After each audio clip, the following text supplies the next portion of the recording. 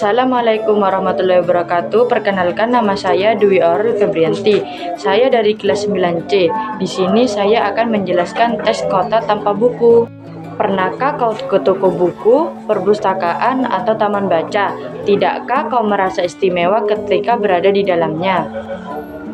Di sekelilingmu ada berbagai toko dari dunia nyata dan hayal, tempat yang pernah kau kunjungi dan yang belum, informasi dan cerita dari masa lalu, masa kini, dan masa depan. Semua berpadu, semua berada dalam genggamanmu. Saat berada di antara buku, tidakkah kau merasa menjadi raja dan ratu? Ruang dan waktu seolah menyatu tanpa batas. Kau bisa terbang melintasi sekat negara dan melewati berbagai zaman. Kau bisa menyelam ke dalam samudra, melayang di angkasa, bercanda dengan aneka satwa, dan berkelana di tengah padatnya kota, juga di rimba jaya. Kau tahu, buku adalah jendela dunia, kunci pengetahuan, dan pintu wawasan. Muhammad Atta, sang proklamator, berkata, "Aku rela dipenjara asalkan bersama buku, karena buku aku bebas."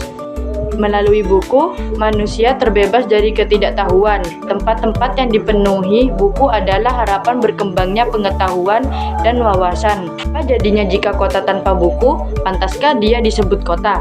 Di kota itu, mungkin kabar datang dari sumber lain, dari koran, televisi, atau internet.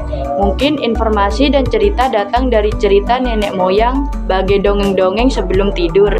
Irama warganya pun tiada beda, bangun pagi, bertebaran di muka bumi untuk berbagai keperluan, untuk kembali pulang siang atau sore harinya.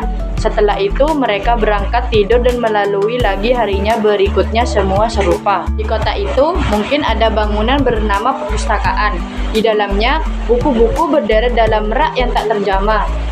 Tiada tangan meraih dan membuka halaman demi halaman dengan sukacita. Mungkin juga ada tumpukan buku di sudut-sudut sekolah yang sepi dan berdebu, jarang dikunjungi, jarang dibaca. Buku-buku di sana teronggok tanpa nyawa. Bagaimana dengan kotamu? Mungkin kau tinggal di tengah kota yang megah, atau di gang sempit, di desa terpencil, di sisi pesisir, atau di kaki gunung.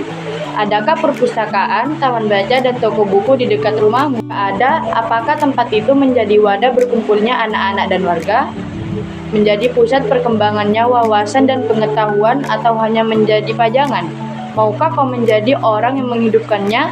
Kau bisa mengunjungi dan mengajak teman-teman membaca dan berbagai cerita di sana.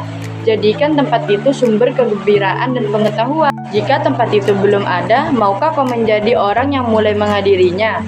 Kau bisa memulainya dari sudut-sudut di teras rumahmu. Ajak teman-temanmu memulai langkah baru. Jangan biarkan waktu berlalu tanpa buku. Siapapun dirimu, bersahabatlah dengan buku. Dia akan menjadi setiamu di sepanjang waktu. Sekian dari saya. Assalamualaikum warahmatullahi wabarakatuh.